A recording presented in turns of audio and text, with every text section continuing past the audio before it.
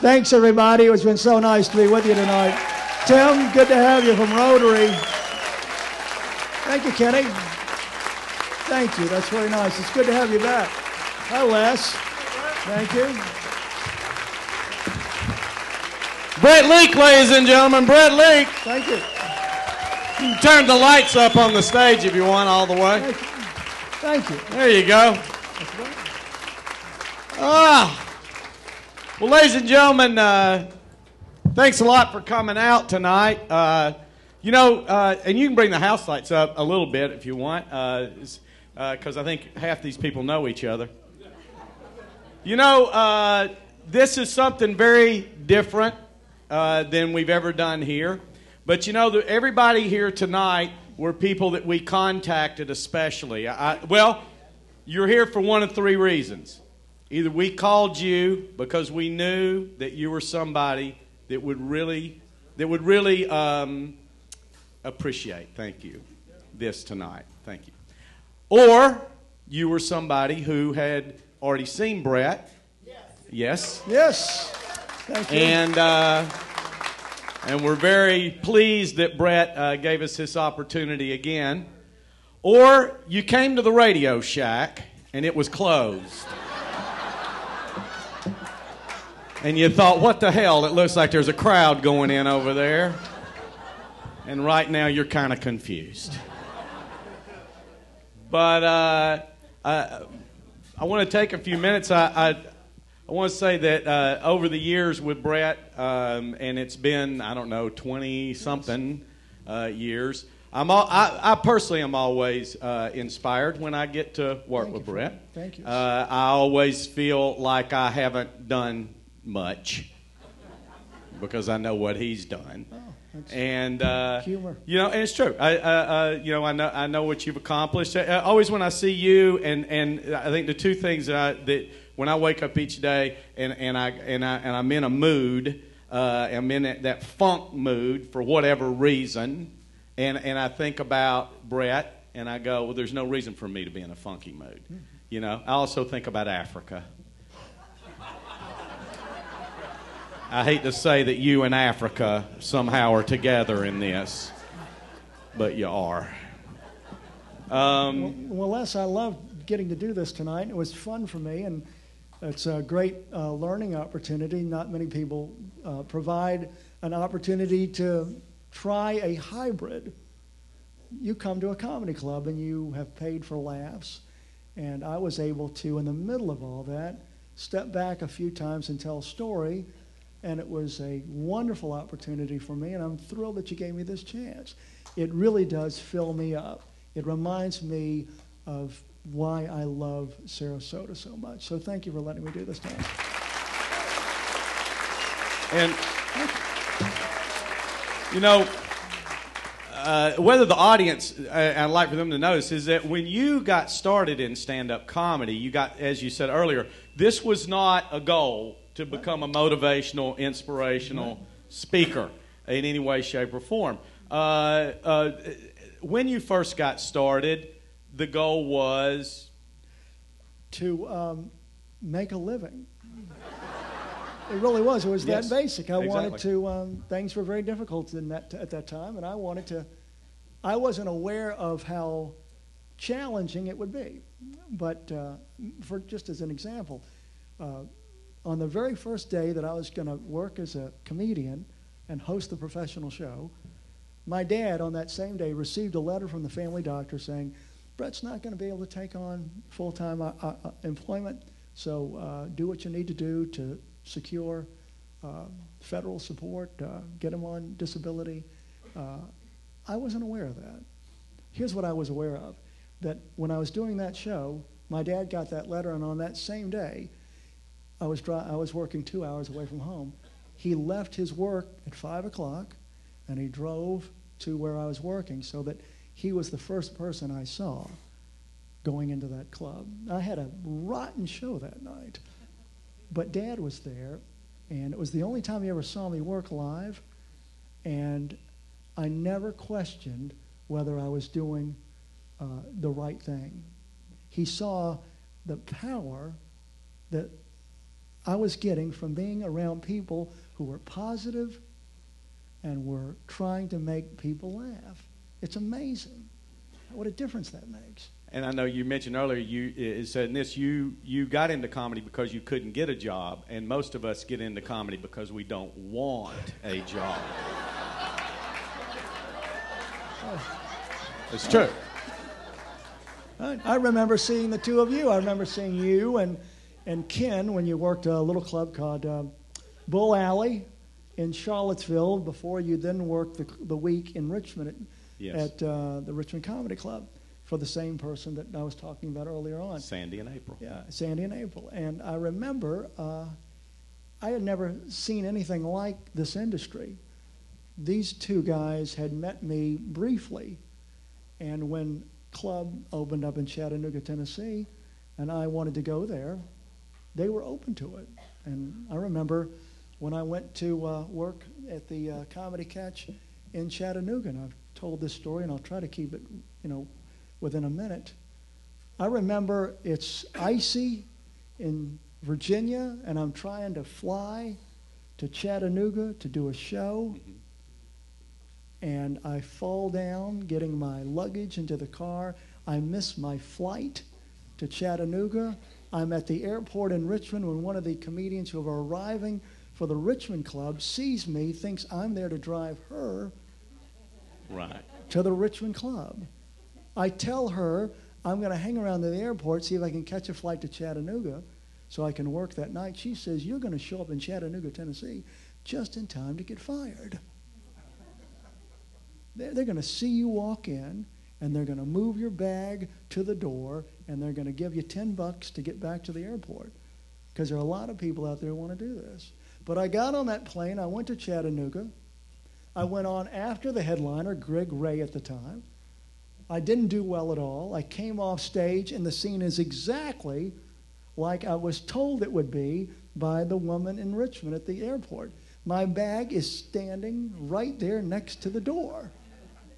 I turned to the club owner expecting to get the $10 to go back to the airport. The club owner, Ken Sons, looks at me and says, radio is at 7 in the morning. I made it to the club, and that was all it meant. I made it. I wasn't sent home because I wasn't any good. I was given another chance to try over and over again. And you worked cheap. And I worked cheap. He did, didn't he, Ken? I did work cheap. He worked for next to nothing. Do I don't. Cheap as hell. Cheap. Without a doubt. Without a doubt. You went to the Tonight Show. Yes. And at that time there had never ever been a disabled comedian, much less I think truly disabled anyone. Right. I don't think Carson ever had someone with a disability on the Tonight Show. 1991, that's a lot of fear. There's still fear. That's only 1 year after ADA, so that's only 1 year after there's a real public embrace. A quick story about that Tonight Show. Yep. So there I am in the green room at the Tonight Show with my brother. We had flown out together. And Jay Leno, who was guest hosting that night. He had already been given the show permanent guest, but he was still guest hosting at the time. I had auditioned for the Tonight Show, for the Johnny Carson Tonight Show. They said, no thanks. And then Jay Leno's folks called me and said, we'll have him on. I'm sitting there in the room with my brother. Jay Leno comes. He sits on the floor in his blue jeans and his blue jacket. And he says, congratulations, you've made it. This is going to be the best audience you ever had. There are 500 seats out there. There are 24 microphones hanging over the audience. It's going to be like a choir for laughter. He pats me on the back. He's going out the door. He turns and says, by the way, are you going to do my favorite joke tonight? I said, which one is that? He said, the one about college. I said, you mean I've got a slight disability, a degree in economics? He said, yeah, you going to do that? I said, yeah, it's my opening joke. He said, good. They have a couple guests. It's my turn to come out. The band stops playing. You hear his voice. You hear that he's introducing me. I hear next stop for him, Chattanooga, Tennessee. No kidding. That was my next stop. I walk out to the mark. I stay off of Johnny's Star. Do you remember that? Johnny had a star. Don't stand on Johnny's Star. Don't stand on Johnny's Star. No. I stand where I'm supposed to stand on a little piece of tape. I say, thanks, it's great to be here. I get out that first joke, and there's a moment of complete silence, just like that first time I had done comedy back in '83. And then I hear, again, a single laugh, but not from in front of me, behind me. And when the host of the show laughed, the 500 people in the room laughed. Because he had spent a lifetime learning how to solve problems through humor too. And he knew if he told me, we've never had anyone do with a disability, he simply told me the solution. I've got your back. Get it out clean.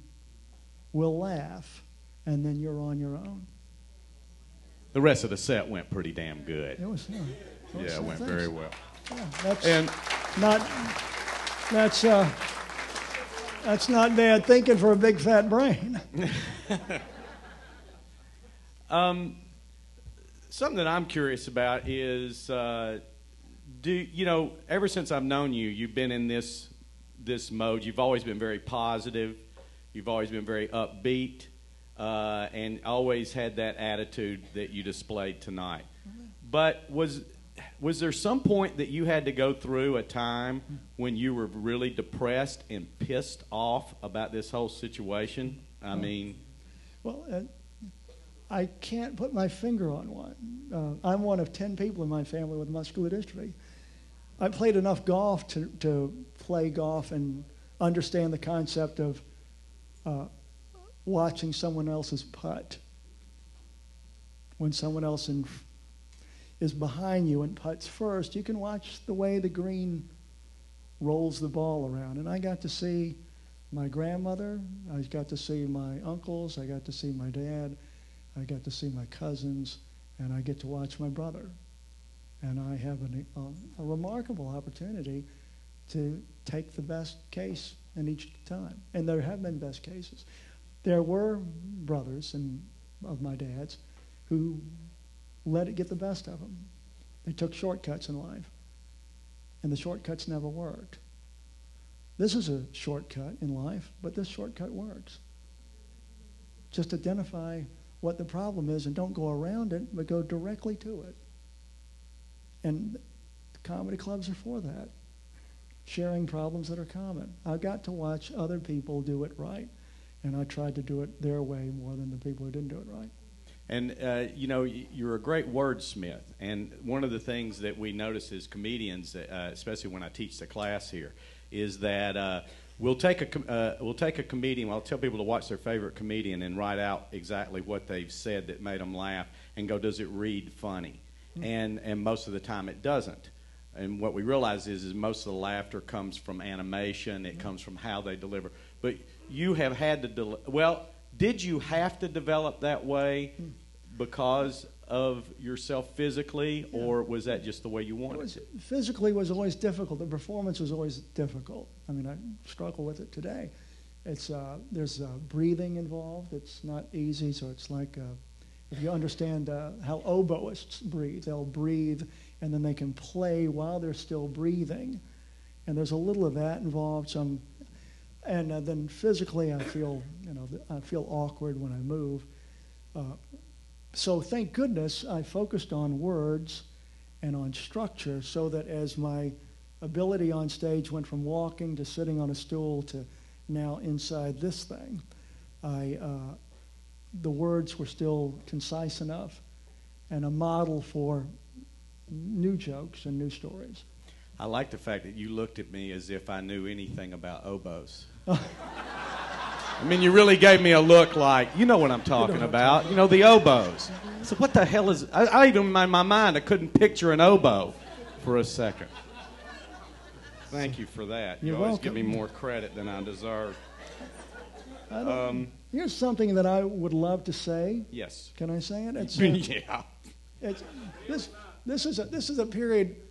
It's so easy at this time of year to be grateful because gratitude begets gratitude, and humor makes light, and it's so simple for us to get into the spirit when we have people who we love near us. But it works all the time. A challenge when it comes to living a confined and possibly more confining life is resignation. There's nothing easier for a human being to do than to resign oneself to a new situation. It's peace. But I want to say that don't fall back on stoicism. We showed the image of the ocean tonight, and the image of the ocean, that little place where the sky and the ocean meet is a wavelength. It's very easy in life, if life is tough or if you're dealing with a chronic situation, to cut the top of the wave off and the bottom of the wave off and reduce life to small highs and small lows and small highs and small lows. And for me, I watched my dad do that, and it was successful. But that's a place where I want to change the model. And my life has been higher crests and lower troughs, and higher crests and lower troughs. I've allowed myself to let the wind blow a little more and to blow the waves up a little higher. And I think humor has been such a tool at turning the troughs in life into higher crests. That wavelength in life has been broadened. And I encourage people to do that. Is that the case in your life? Is there something in your life that's difficult? Yeah, there is for me.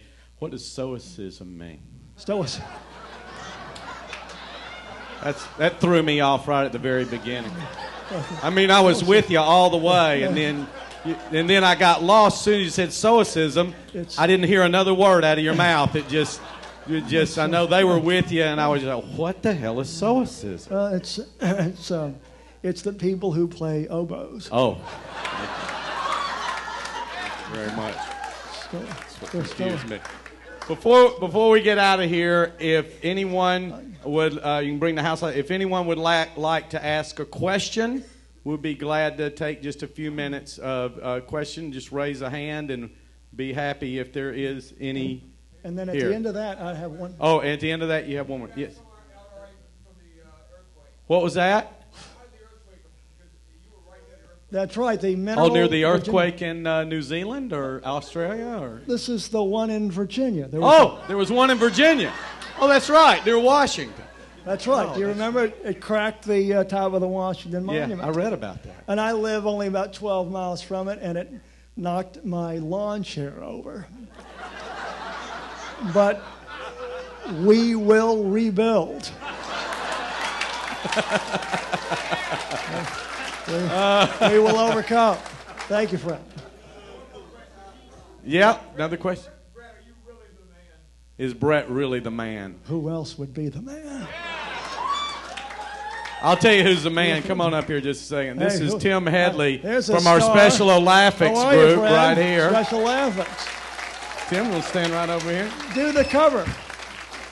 Tim's, we'll start Special Olympics here in just about a month, and Tim's performed in that. That was Ken's second documentary film.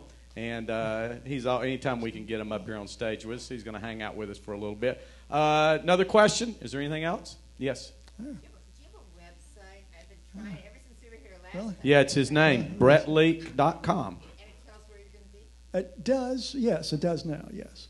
Yes. It does now. It does. So for a while you were like not letting people know. I was on the down low. Yes. You were kind of stealthy. I was. It was like, find me if I can, if you can. You were like, where's Waldo? Where in the world is Brett Leake? Yeah. So and where do you go from here? I go back to Virginia, and then I corporate events for all of January, and then a fundraiser in Kentucky. Which you can hire Brett for fundraisers sure. and corporate events. I particularly like ones in Florida. Yes. This time of year would be wonderful. They're my favorites. Yes. Yes. Anything else? Where in Kentucky? Oh, Mount Sterling. Are you familiar? It's, well, you know this, Les. It's at where the inner bluegrass meets the outer bluegrass. Of course I do. Yes. Yeah, I've been there many, many times. It's where the Ordovician limestone meets the Silurian limestone. I stay on the Silurian lifestyle most of the time. The other makes me nervous. Is that it? Where the Stoics are. What's that? How did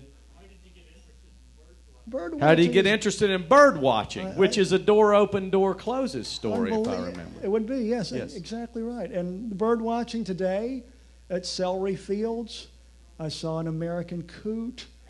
I saw the Sand Hill There's no reason to talk about Sarasota people in that tone. Have you ever gotten They're fine people. We don't refer to them as American coots or any other type of coot. I hate when they get behind offense them. to that. Yeah. I am so sorry. Yeah. Go ahead. That's no way to speak about the people at St. Armand's. No, that's not. I heard your return. This is the remarkable thing. When we recognize the problem and then find a solution that we never even knew was there, it was just in the universe.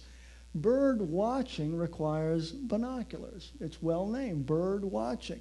And I can't hold binoculars or get them up. So I thought, what's the use? I can't bird watch, but bird watching is really bird listening. One winter when I wasn't coming to Sarasota and I wanted to stay warm, I bought audio CDs of bird songs, thinking it would make me feel better. And it was great. It reminded me of spring, and at the end, I knew 300 bird songs. So when I went back outside again, I was able to bird watch because I can hear. It's talk about a level playing surface. So I recommend it. If you don't think you can do something, there's probably a way to do it. And that's I want to say that's you've got a million of those stories about doors closing. And you not allowing that to stop you, you just go, oh, there's another way. Yeah, there's another way to go about it. That's what we all need to do. Anything else? Yeah. Yep. The nicest thing about coming to the comedy club. Me?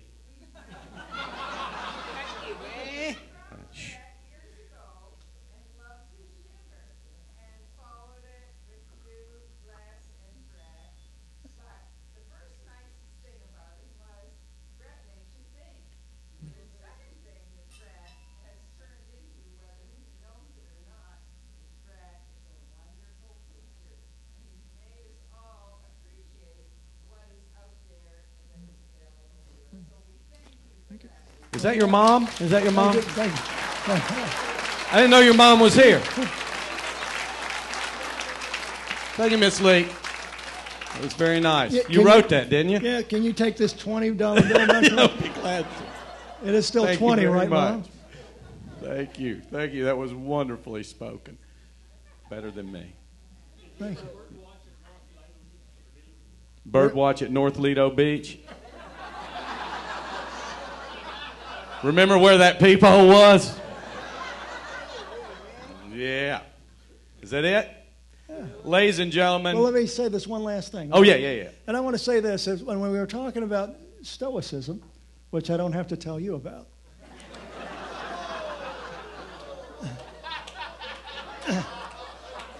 Boy, remember, a callback slam. How often does that happen? We all remember from a few years ago a book called The Last Lecture, don't we? Of course we do. I've read it so many, over and over. Randy Pausch. Yeah, Randy. RP to you. Old friend of mine. Randy Pausch. Bird listened together, me and Randy.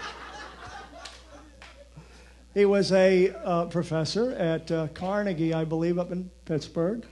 And he was dying of, I think it was cancer. Pancreatic cancer, thank you. And he decided to give a last lecture as a professor for his children to remember him. Out of the book, the final chapter was called this: it's not the cards you are dealt, but how you play the hand. And I find it admirable philosophy, but really bad cards.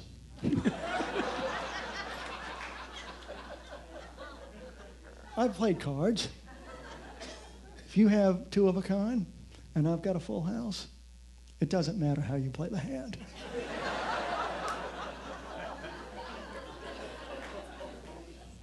Don't do what I used to do. When I get out my deck of cards, here's what I used to do. I'd take all 54 cards out, and I would set these two little cards off to the side, and then I would save those two cards, the jokers, for when I lost one of the other 52 cards. And then, of course, I would replace, if I lost the 3 of diamonds, you don't want to play without a 3 of diamonds. I would actually write 3 of diamonds on the joker. Now I've got a 3 of diamonds, but I've lost a trump card. The jokers should be played in the game of life. They're in the deck for a reason. That's what comedy clubs are about, to remind us to play the jokers. Next time you're playing cards, get out all 54, then put 52 of them back. Deal your friend a joker and you a joker, and walk through life together.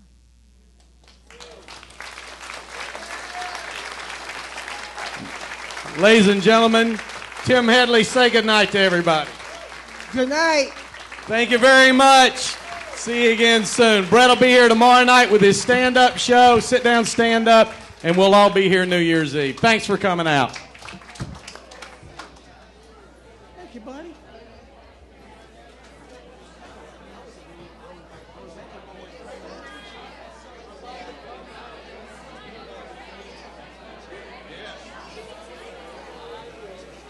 So this is Christmas.